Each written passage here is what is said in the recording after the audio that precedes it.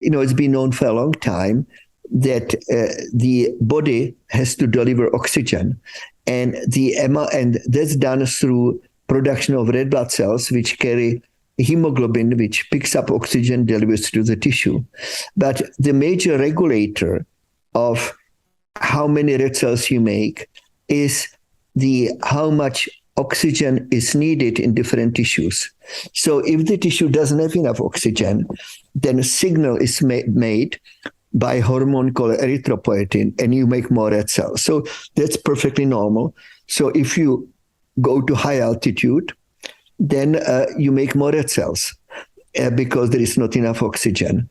If you are born with mixing of arterial and venous blood, then the blood doesn't carry as much oxygen, you make more red cells.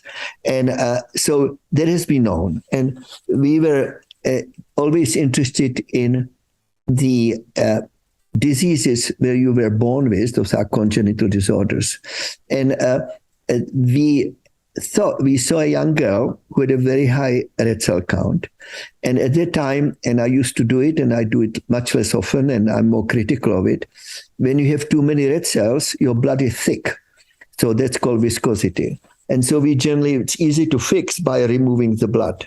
Well, when we did this on a young girl more than 20 years ago, she didn't get any better. She felt worse.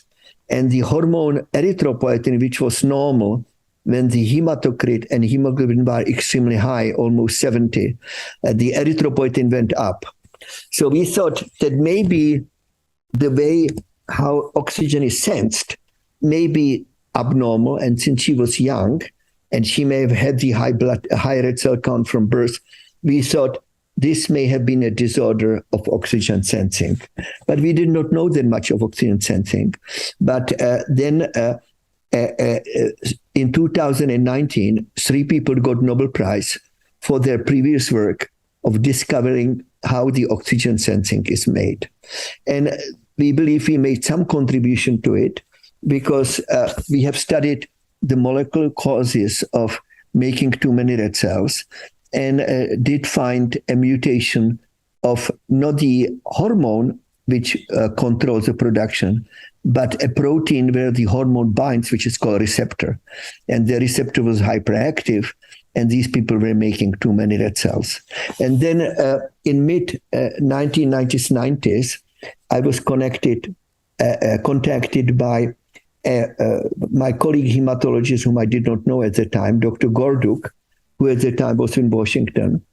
And he visited Russia, and he was told there is a large number of people in a province called Chuvashia. There are people of Asian origin living in continental Russia. And these people were born with too many red cells. And since I did some molecular biology research on that, they asked me if I would be interested. And so we indeed studied this and found that there was a defect which was important how we understand how oxygen sensing is made. And so it now gets very technical, but the oxygen sensing is made by, or is controlled by, a protein which controls many genes, probably thousands, including erythropoietin. And that protein is called HIF, hypoxia-inducible factor. And that protein has 2 subunits, alpha and beta. There is plenty of beta, but the amount of only the dimers work. So the amount of alpha controls the activity.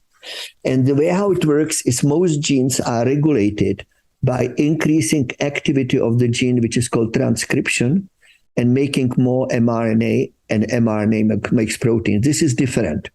Here, the amount of message is controlled by stability of the protein. So the alpha subunits, and I realize it's very technical now, the alpha subunits in presence of oxygen react with an enzyme called prolyl hydroxylase, which adds the prolyl to the protein. The protein changes the structure and binds to another protein which has been well studied called von Hippel-Lindau protein. And this complex is rapidly destroyed within a minute. So the interaction of HIF, discovery of HIF which was made by Greg Semenza, who was one of the Nobel laureates. Interaction with prolyl hydroxylase, which was also made by a group in Oxford, who was, and the leader of that group also shared the Nobel Prize, Peter Radcliffe. And the person who studied von Hippel-Lindau protein, Bill Kaelin in Harvard, they all got Nobel Prize for the discoveries how oxygen made. So we found first congenital disorder where people are born with the hyperactive oxygen sensor. And that was the cause of polycythemia, although Chuvash polycythemia, now we call it Chuvash erythrocytosis, where the abnormality is then the von Hippel-Lindau protein doesn't work very well. So the destruction of the alpha subunit takes much longer. And because of that, there is an increased HIF activity even when you don't need it. So these people are born with very high hemoglobin. But what was interesting is that they were treated by standard treatments, which is used for anybody with high viscosity. And I became also suspicious whether it's useful, because the babies who are born with mixing of arterial venous blood called Eisenmenger complex, then they do not get blood clots. But patients with Chuvash polycythemia or erythrocytosis and polycythemia vera, the major cause of their disease and death are blood clots. So what was interesting in the study of the Chuvash erythrocytosis is that the Dr. Gorduk, and I contributed to it, and he recruited the young Chuvash hematologists at the time, but that was 25 years ago, so they are middle-aged now.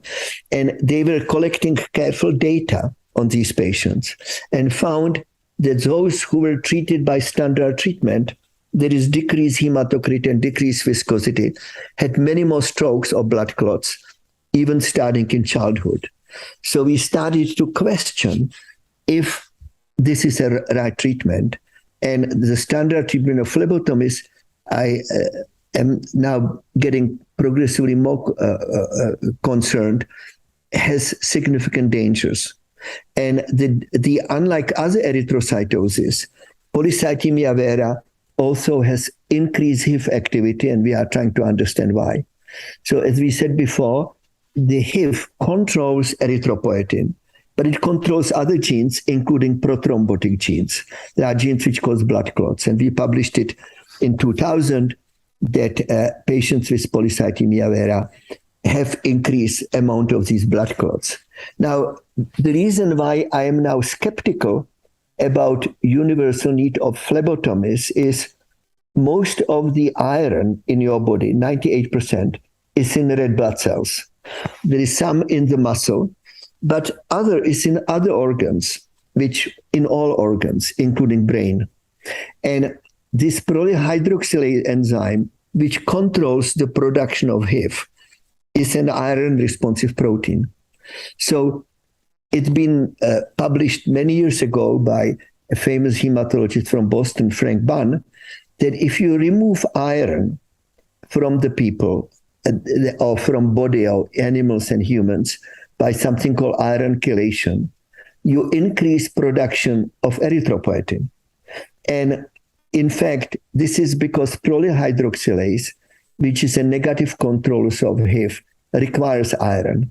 So if HIF is dangerous, high HIF, and causes too many red cells, maybe the making people iron deficient is a bad idea, because they already are likely to get clots, so they may even get more clots. And so this is what we are studying. And it's interesting is because our work in Chuvash erythrocytosis, I was started to be invited to conferences, which were very nice, usually in high mountains in Canada and elsewhere, on hypoxia. And those were people who were studying low oxygen in environment, and they were going to high mountains. And so I learned that the Tibetans, unlike Europeans or Indians or Chinese who go to Tibet, do not develop too many red cells or too high hemoglobin. And the question was why? So again, since I'm interested in molecular basis, we've defined some genes which are much more common in Tibetans, which are responsible for hemoglobin not being that high. And this may be beneficial to Tibetans in high altitude. It may not be terribly beneficial to Tibetans when they live at sea level, but the high HIF causes other detrimental abnormalities, not only high hemoglobin, but also acute pulmonary edema and acute mountain sickness, but also pulmonary hypertension, which is a chronic disease. So my base is probably somewhat self-congratulatory, but I think if you find the molecular base of human disease, you learn something more important than something in the laboratory, which may be a reproducible abnormality, but it's not severe enough to cause significant functional abnormality, which means human disease.